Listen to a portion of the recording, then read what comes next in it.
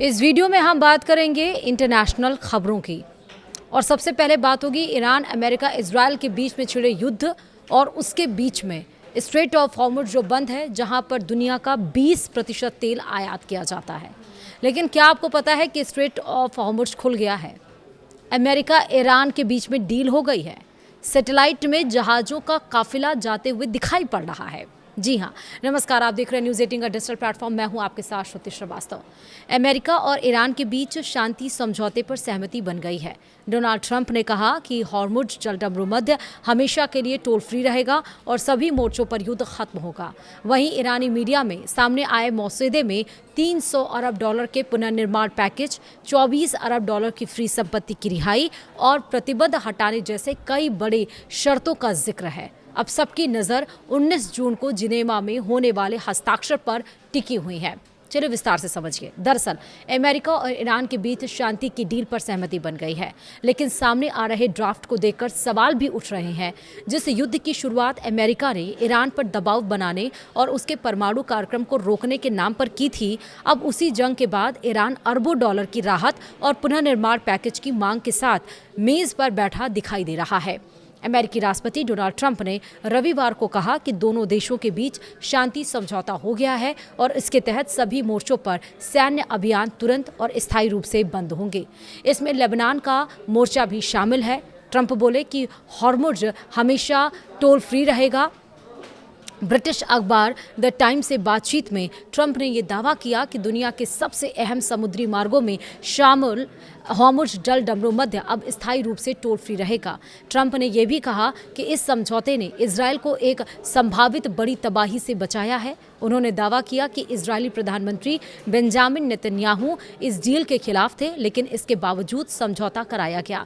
शांति समझौते का ऐलान करते हुए ट्रंप ने चेतावनी भी दी। उन्होंने कहा कि अगर ईरान भविष्य में परमाणु समझौते तक नहीं पहुंचता तो सैन्य कार्रवाई दोबारा शुरू हो सकती है।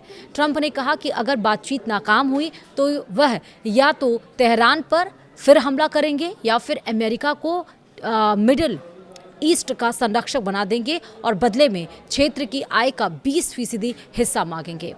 अब आपको समझाते हैं या बताते हैं कि ड्राफ्ट में क्या क्या है।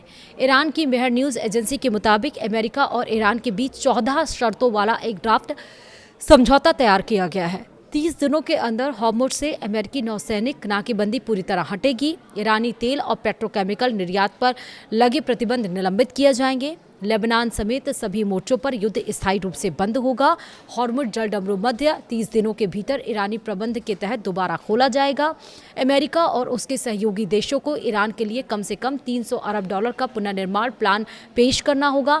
24 अरब डॉलर की फ्रीज रकम भी क्या रिलीज होगी, ये बड़ा सवाल है। रिपोर्ट में दावा किया गया कि वार्ता के दरमियान ईरान की 24 अरब डॉलर की फ्री संपत्ति को जारी करने का प्रावधान भी रखा गया है।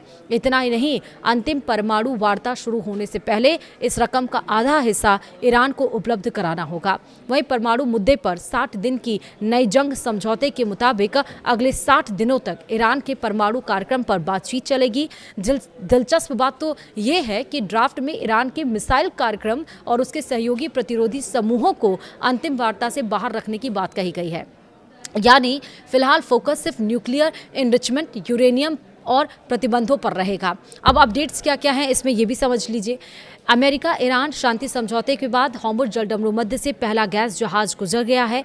रिपोर्टों के मुताबिक भारत की पेट्रोनेट एलएनजी से जुड़ा एलएनजी टैंकर दिशा ईरान की ट्रैफिक सेपरेशन स्कीम के तहत जलसंधि पार करने वाली शुरुआती जहाज़ों में शामिल रहा और इसे कई महीनों से बाधित समुद्री व्यापार के दोबारा शुरू होने का महत्वपूर्ण संकेत माना जा रहा है।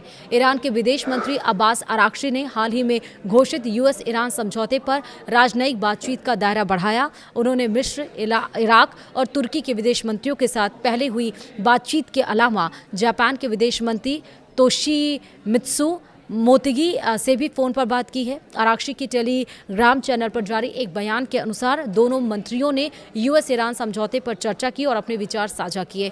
बातचीत के दरमियान आराक्ची ने समझौते की मुख्य बातों का जिक्र किया और उम्मीद जताई है कि इसके लागू होने से ईरान और जापान के बीच आर्थिक सहयोग का एक नया दौर शुरू होगा। वहीं लेबनान को अमेरिका ईरान समझौते पर स्पष्टता का इंतजार कर रहा है। एक आधिकारिक सूत्र ने सोमवार को एएफपी को बताया कि लेबनानी अधिकारियों को लेबनान सहित पूरे पश्चिम एशिया में संघर्ष को खत्म करने वाली डील का ब्यौरा नहीं मिला। संयुक्त राज्य अमेरिका और ईरान के बीच हुई डील का विवरण मिलना अभी बाकी है। वहीं डील के प्रावधानों पर अनिश्चितता के बीच लेबनान की सरकारी राष्ट्रीय समाचार एजेंसी ने देश के दक्षिणी हिस्सों में रुक रुक कर तोपखाने से गोलीबारी होने की सूचना दी। हालांकि कोई हवाई हमला दर्ज नहीं किया गया। हिंसा का स्तर हाल के दिनों की तुलना में काफ़ी कम था। लेकिन सबसे अच्छी बात ये कि दोनों देशों के बीच में अब समझौता हो गया है। लेकिन क्या इजराइल इस समझौते को मानेगा या नहीं मानेगा, मैं आपको इस नेक्स्ट वीडियो में बताऊंगी जो मैं बनाने जा रही हूं।